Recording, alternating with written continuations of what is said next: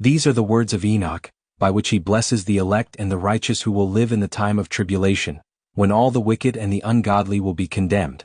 Enoch, a righteous soul who walked before the Lord, when his eyes were opened, and he had beheld a holy vision in heaven, spoke and he pronounced, "These are the things which the angels showed me. These angels revealed all things to me and gave me understanding of what I had seen, which was not to take place in this generation, but in a distant generation, for the good of the elect. It was through them that I was able to speak and converse with him who must one day leave his heavenly dwelling, the Holy and the Almighty, the Lord of this world, who must one day tread the summit of Mount Sinai, appear in his tabernacle, and manifest himself in all the force of his heavenly power. All the vigilant will be afraid, all will be dismayed. All will be seized with fear and dread, even to the ends of the earth. The high mountains will shake. The lofty hills will be depressed. They will melt at his presence like wax before a flame. The earth will be flooded and everything in it will perish. All beings will be judged, all, even the righteous. But the righteous will obtain peace. He will preserve the elect and will exercise clemency on them. Then they will become God's property. He will fill them with happiness and blessings, and the splendor of the divinity will illuminate them. Behold, he comes with 10,000 of his saints, to judge all creatures, to destroy the race of the wicked, and to reprove all flesh because of the crimes that the sinner and the wicked have committed against him. All who dwell in the heavens know what is happening there. They know that the celestial globes that illuminate us do not change their way, that each of them rises and sets regularly in its own time, without ever transgressing the orders it has received. They looked at the earth, and suddenly they know everything that happens on it from the beginning to the end. They see that each of God's creations invariably follows the path traced for it. They see summer and winter. They see that the whole earth is filled with water, and that clouds, vapors, and rain cool its temperature. They consider and admire how each tree crowns itself with leaves, how it then loses them, with the exception of 14 privileged trees which remain evergreen, and which for several winters present the appearance of spring. They then admire in the days of summer how the sun warms the earth, from the beginning of its career, while you seek the freshness of the foliage, that the ground is cracked by the scorching heat, and that you are unable to walk either in the plain or on the mountain. They then admire how the trees, covering themselves with leaves, simultaneously sprout fruit, but also they understand at the same time and recognize that he who lives eternally does all things for us. That all the works of each year, that all his creations invariably follow the orders he has given them. However, when God has thus resolved, all things must vanish. They see how the seas and the rivers each accomplish their respective mission. While you bear only with difficulty, you fulfill only imperfectly the commands of your Lord, you transgress his orders, you slander his greatness, and your impious mouth will utter blasphemies against his majesty. Sinners with hardened hearts, there will be no peace for you.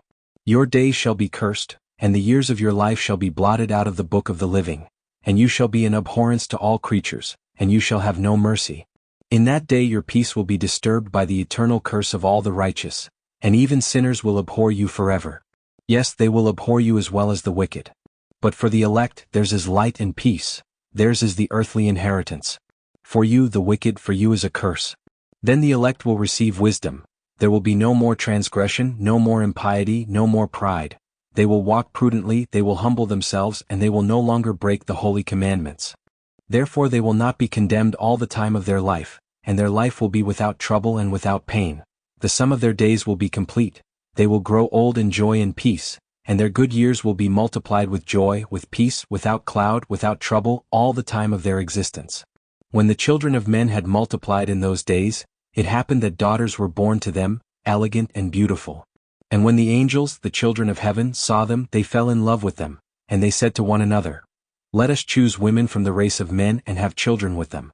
Then Samiah, their leader, said to them, "I fear that you will not be able to accomplish your plan, and that I alone will bear the penalty of your crime."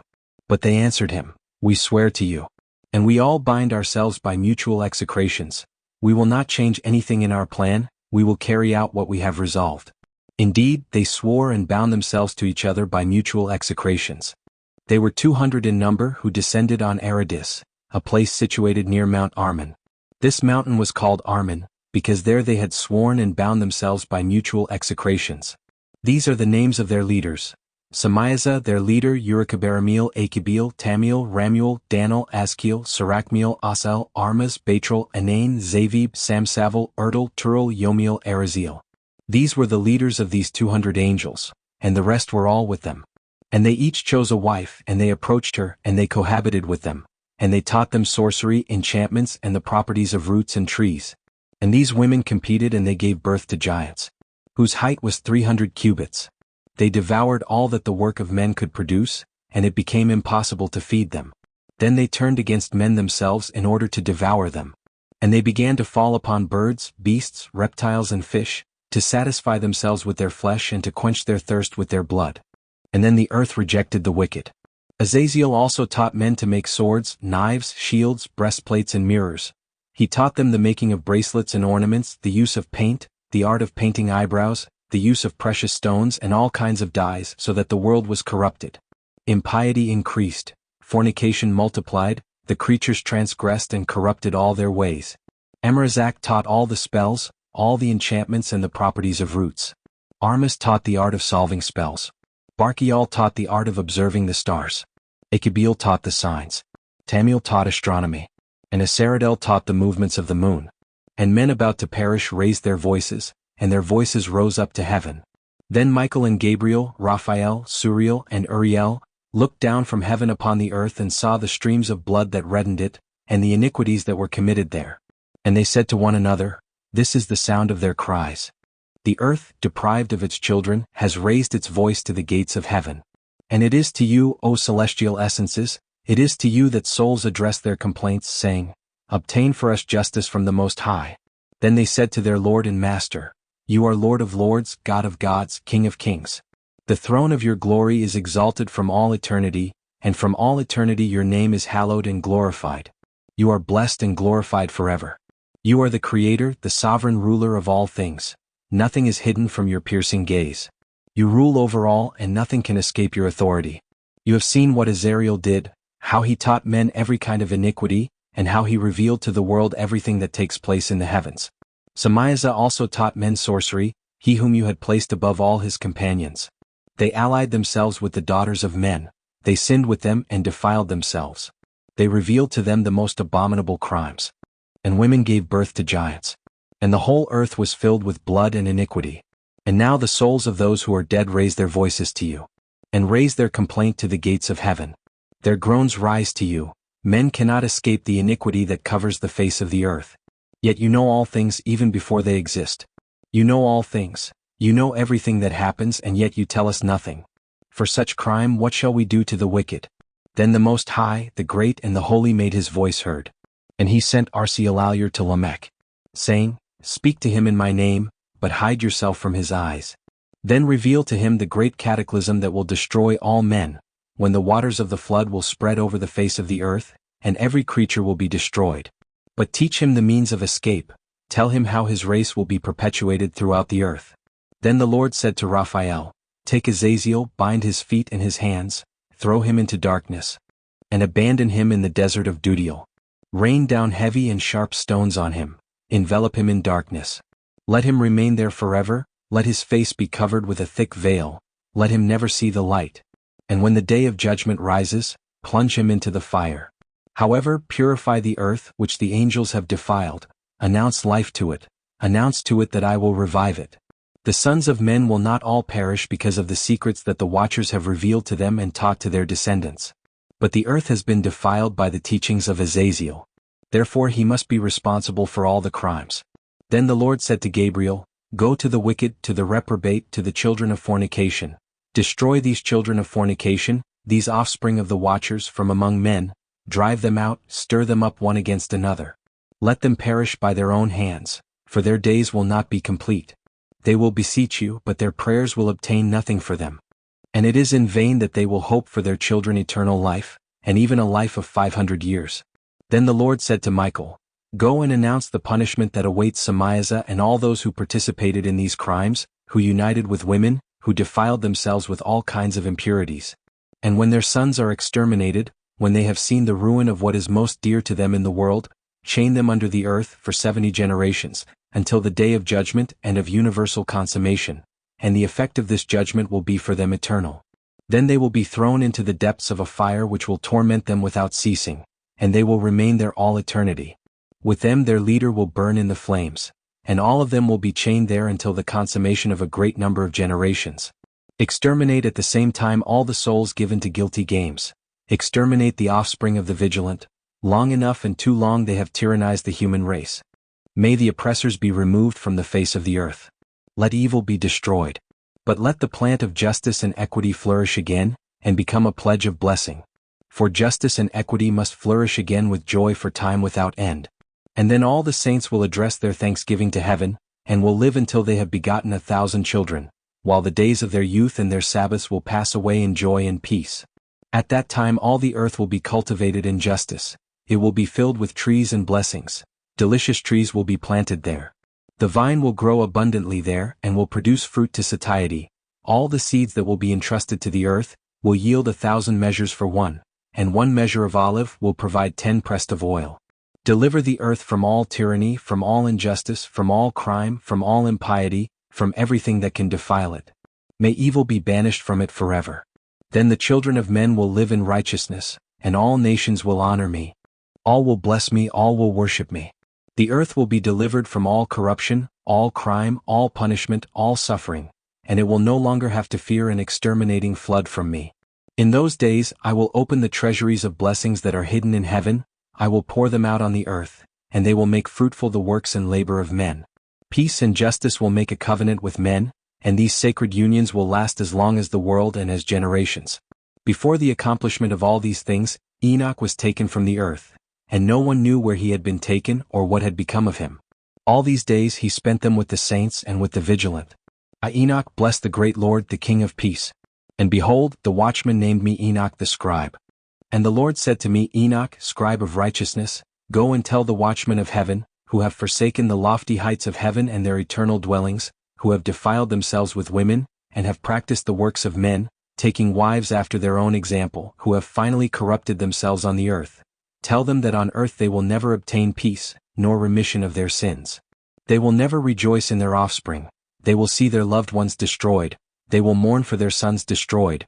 They will pray to me for them, but they will never obtain peace or mercy. So Enoch departed, and he said to Azazel, there is no longer any peace for you. A great sentence has been pronounced against you. He will bind you. There will never be for you either relief or mercy or intercession, because of the oppression you have taught. And because you have taught men to insult God, to sin and to tyrannize their fellow men. And I left him, and I went to announce the same news to all the companions of his crimes. And they were terrified and seized with a terrible trembling, and they begged me to write for them a humble supplication to obtain forgiveness of their faults. They asked me to send it to the throne of the God of heaven, because they dared neither address him, nor even raise their eyes to heaven, because of the great crime for which they had been judged. Then I wrote a humble supplication for them, in order to obtain rest and mercy for all that they had done. Then I left them and continued on my way while reading their request, towards the waters of Denenden, which are west of Arman, and I fell asleep. And behold, I had a dream and a heavenly vision. I fell into a trance, and I saw in a vision the punishment that I was to announce the sad news of to the children of heaven, and to rebuke them. When I awoke I went to them. They were gathered together, weeping and veiled in Jubal Seal, a place between Lebanon and Sinezer. And I told them my visions and my dreams. And I addressed to them these words of justice, and the rebukes that the children of heaven deserved. This is the book of the words of justice, and of the words addressed to the watchers, who are of this world, according to the order that the Holy and Great One gave me in the vision. So I saw in a dream that I was speaking with my tongue of flesh and with the same breath with which the Almighty has animated the mouths of men, to converse with one another. And I understood with the heart. And just as the Lord created and gave to men the power to understand the words that speak to the mind, so he also created for us, and gave me the power to rebuke the watchers, the children of heaven. So I wrote down your prayers, but I knew in a vision that as long as the world exists, you would never obtain what you asked for. Judgment has been pronounced against you, all your prayers are useless. So from now on you will not ascend to heaven, but on earth, you will be bound as long as the world itself exists. But first, you will see the misery of all that is dear to you, you will no longer possess them. They will fall by the sword before your very eyes. And do not make prayer either for them or for you, but you will weep and make supplication in silence. These are the words of the book that I wrote. Now this is the vision I had. Behold, I saw myself surrounded by clouds and thick fogs. I contemplated with anxiety the movement of the stars and that of the lightning, while formidable winds lifted my wings and accelerated my course. I was thus taken up to the sky, and I soon arrived at its wall built with crystal stones. Moving flames enveloped its contours. I began to be seized with fear. However, I plunged into the midst of these flames. And I entered a vast dwelling whose pavement was made of crystal stones. The walls, like the pavement, were also made of crystal, as well as the foundations. Its roof was shaped like wandering stars and flashes of light, and one saw, in the midst of it, cherubim of fire in a stormy sky. Flames vibrated around these walls, and the door was made of fire. When I entered the dwelling, it was both hot as fire and cold as ice. And there was no trace of happiness or life there. Then a sudden terror seized me. I shuddered. Trembling all over, I fell on my face, and I saw a vision. Behold, there was another dwelling, more spacious than the first, all the doors of which were open before me, in the midst of a quivering flame. Such was its glory, its magnificence, its grandeur, that it is impossible for me to describe to you, neither the splendor that surrounds it, nor its vastness. The pavement was of fire, above it shone lightning and wandering stars, and the whole roof was of a sparkling fire. I examined it carefully, and I saw that there was a throne raised up, whose appearance was like hail, while its outline was like the shining orb of the sun, and from it came the voices of cherubim. From that mighty throne issued torrents of flame, which were impossible to contemplate. And there was one sitting on that throne of glory, whose garment was whiter than snow. And no angel was able to look into the face of the glorious and magnificent one, nor to approach him. No mortal man could contemplate him. A brilliant fire burned around him. There also arose before him a fire of great extent, so that none of those who surrounded him could approach it, and myriads of myriads were before him. He needed neither advice nor assistance, and the saints who formed his court left him neither day nor night. I came as close as I could, veiling my face and full of fear. Then the Lord himself deigned with his own mouth to call me by my name. Come near, he said, come nearer, and come and hear my holy word. And he took me and he made me bend down to the door. And I kept my eyes down to the ground. Then he addressed me and spoke to me thus. Listen, listen without fear, O righteous Enoch, O scribe of justice, come near and hear my voice. Go, tell the watchman of heaven who sent you to pray for them. You should have prayed for men and not men for you. Why have you left the holy heights of heaven, your eternal home, to go and defile yourselves with women? Why have you loved the daughters of men and made them your wives? Have you practiced with them the deeds of the children of the earth, and given birth to an ungodly race? You who were heavenly spirits, possessing holiness and eternal life, have defiled yourselves with women, working the works of the flesh, having produced in blood, acting like those who are only flesh and blood. They were created to die. Therefore I gave them wives, that they might live with them and produce children for the continuation of their race on earth. But you, from the beginning, were created pure spirits, possessing eternal life, subject to death. Therefore I did not give you wives, because, being pure spirits, you were to dwell in heaven. And now, the giants, who are the price of the trade of spirit and flesh, will be called evil spirits on earth, and their dwelling will be on earth. They will in turn procreate evil spirits, because they are attached to heaven by one side of their being, because it is from the vigilant saints that they draw their origin. They will therefore be evil spirits on earth, and they will be called spirits of evil. The dwelling place of the celestial spirits is heaven, but it is the earth that must be the dwelling place of the terrestrial spirits who were born on earth. The spirits of the giants will be like clouds, which bring on earth plagues of every kind, pestilence, war, famine, and mourning. They will neither drink nor eat, invisible to all eyes. They will still rise up among men and women, because they received life in the days of destruction and carnage. When the giants die, wherever their souls go when they abandon their bodies, see that what is flesh in them perishes before the judgment. Let it be destroyed until the day of the great consummation of the universe, when the vigilant and the wicked will be destroyed forever. As for the vigilant, who sent you to implore me for them, say to them, to these heavenly intelligences, you have had heaven as your dwelling place, but the secrets of above have not been revealed to you, yet you have known a secret of iniquity. And you have revealed it to women in the desires of your heart, and by this you have multiplied evil on the face of the earth. Say to them therefore, you will never obtain grace, nor will you ever receive peace. Then they took me away to a place where there was as it were a consuming fire, and there at their pleasure, they took the likeness of men. They brought me to a high place, to a mountain whose top reached into the heavens. And I saw the treasures of lightning and thunder at the ends of that place, in the deepest place. There was a bow of fire, and arrows and a quiver, and a sort of fire, and all kinds of lightning. Then they carried me to gushing water, and westward to the fires of the setting sun. I came to a river of fire that flowed like water and emptied into the great western sea. I saw all the great rivers, and I soon arrived in the midst of black darkness. In those places where all flesh migrates, I saw the mountains of darkness that produced winter, and the place from which the water flows into their respective abysses. I also saw the mouth of all the rivers of the world, and that of the abyss. Then I came to the reservoirs of all the winds, and I observed how they served for the adornment of the earth, and for the preservation of the foundations of the earth. I saw the stone that supports the corners of the earth. I also saw the four winds that hold up the earth and the firmament of heaven. I saw the winds that blow in the heights of heaven, those that rise between heaven and earth and form the pillars of heaven. I saw the winds that turn the heavens and that carry the sun and the stars in their orbits, and above the earth I saw the wind that supports the clouds. I saw the way of the angels. I saw, from the ends of the earth, the firmament of heaven pressing down upon it. Then I turned toward the south. There 6 mountains of precious stones burn night and day, 3 on the east side and 3 on the south side. Those on the east side were composed of stones of various colors, pearls and antimony. Those on the south side were red stones. Their top reached up to heaven like the throne of God. It was of alabaster, and its upper part of sapphire. I also saw the burning fire burning on the mountains. There I also saw in a vast region the place where the waters were gathered together. I also saw there the springs of the earth hidden in the fiery pillars of the heavens. And in these pillars of the heavens I saw fires gushing forth without number, but neither above nor below. Above these springs I saw a place that had neither firmament above nor earth beneath, nor was there any water, and nothing to the right or to the left. It was a deserted beach. And there I saw 7 stars shining like mountains of fire, or like sublime spirits. Then the angel said, "This place will be until the consummation of heaven and earth, the prison of the stars and the armies of heaven." These stars that roll above the fire are those who have transgressed the commandments of God, before the end of their trial. Therefore he has chained them in this place, until they have atoned for the crimes in the mysterious year.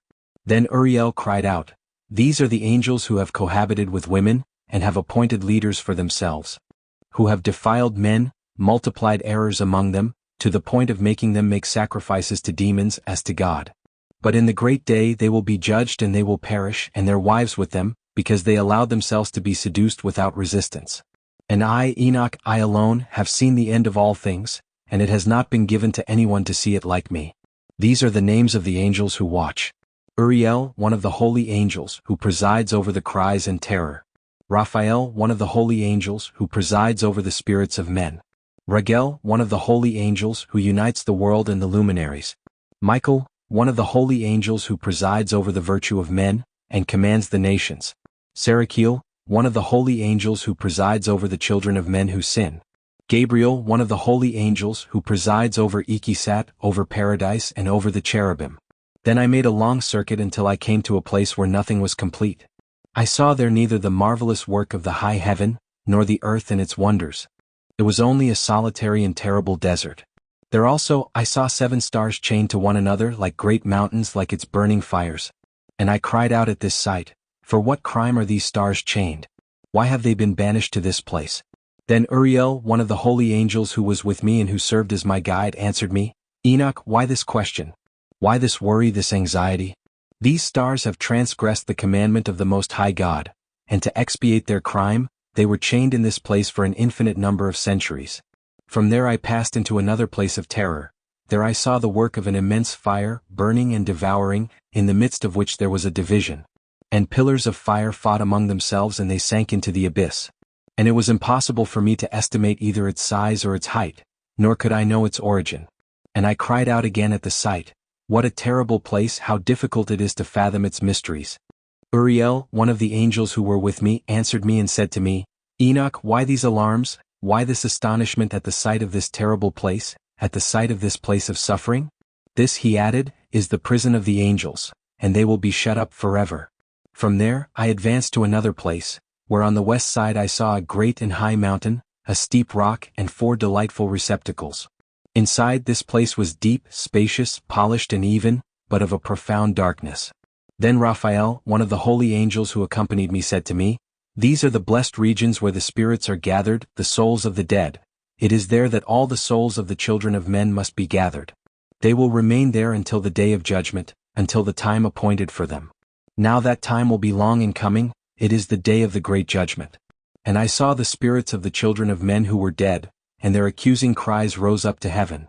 Then I questioned Raphael, the angel who accompanied me, and I said to him, "Whose accusing voice is this that rises up to heaven?" He answered me, "It is the voice of the spirit of Abel who was killed by his brother Cain, and who will accuse him until his race is exterminated from the face of the earth, until his race is erased from among men." Then I questioned him, about the universal judgment, and I said to him, "Why are some separated from others?" He answered me, "There are 3 classes for the spirits of the dead. 3 classes among the spirits of the righteous. These classes are distinguished by a chasm, by water, and by the light that is upon the water. Sinners are also classified. After their death, they are laid in the earth if judgment has not prevented them during their lifetime. It is here that their souls are enclosed. It is here that they are prey to intolerable pains, punishment of those who are cursed for eternity, and whose souls will be punished and chained forever. And this has existed since the beginning of the world. The souls of those who complain are separated from those who watch for their ruin, for their extermination on the day of sins. This is the abode intended for the souls of unjust and sinful men, for the souls of those who have committed iniquity and who have mingled with the impious, to whom they resemble. Their souls will not be annihilated on the day of judgment, but shut up in that place they will never leave it. Then I praised God. And I said, "Blessed be my Lord, the Lord of glory and righteousness, the supreme and eternal ruler." From there I came to another place toward the west, to the ends of the earth. There I saw a burning fire and a perpetual movement, which rolled on night and day without stopping. And I asked the angel who accompanied me, and I said to him, "What is this? Why this incessant movement?" Raguel, one of the angels who accompanied me, answered me, "This burning fire, which moves without ceasing toward the west, is the fire that burns all the lights of the heavens." From there I came to another place, and I saw a mountain of fire burning night and day. As soon as I approached it, as soon as I saw 7 shining mountains, one of which was distinct from the other. The stones from which they were made were beautiful and shining. They shine and shine to the sight, and their surface is polished. There were 3 on the east, and all the more steadfast because they were both, and there were 3 on the south equally steadfast. There were also deep valleys, but they were separated from each other. In the middle rose the 7th mountain. And all these mountains appeared in the distance like majestic thrones, and they were crowned with fragrant trees. Among these trees, there was one of an ever-renewing odor, and so sweet, that there was not one in the Garden of Eden that exhaled such a delicious perfume. Its leaves, its flowers, its wood never withered, and its fruits were beautiful. Its fruits resembled the fruits of the palm tree. At this sight I cried out, "This is a wonderful tree to see. What beautiful leaves, what delicious fruits." Then Michael, one of the holy and glorious angels who accompanied me, and who was at their head, said to me again, "Enoch, why these questions about the odor of this tree? Why are you eager to know it?" Then I, Enoch, answered him that I would like to know everything, but especially what concerns this tree. The angel answered me, "This mountain that you see, whose head is as high as the throne of the Lord, will be the seat where the Lord of holiness and glory, the eternal King, will rest when he comes and descends to visit the earth in his mercy. As for this tree, whose sweet aroma, whose fragrance is not carnal, no one will lay a hand on it until the day of judgment. When the wicked have been delivered over to eternal torment, this tree will be given to the righteous and the humble. Its fruit will be reserved for the elect. For life will be planted in the holy place toward the north, toward the dwelling of the eternal King. Then they will rejoice and be glad in the most holy place. A delicious aroma will enter their bones, and they will live like your ancestors, a long life on earth, and their life will not be troubled by misfortune, nor by pain, nor by misery. And I praised the Lord of glory, the everlasting King, because he had prepared this tree and had deigned to promise it to the saints. From there I went toward the center of the earth, and I saw a fortunate and fertile place where trees continually sprouted evergreen branches. There I saw again a sacred mountain, and below it, on the eastern side, water flowing toward the south. I saw again toward the east another mountain, equally high, placed in the midst of deep but narrow valleys. The water flowed toward the mountain on its western side. Below it rose another mountain. And at the foot of this mountain a narrow valley, and in the midst of other deep and dry valleys toward the ends of these 3 mountains.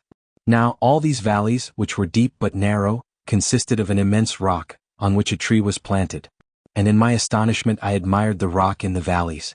Then I cried out, "What is this blessed land, these lofty trees, and this accursed valley that separates them?" And Huriel, one of the holy angels who were with me, answered me, "This valley is cursed with an eternal curse." Here will be gathered all those who use their tongues to blaspheme God, who open their mouths to curse his glory.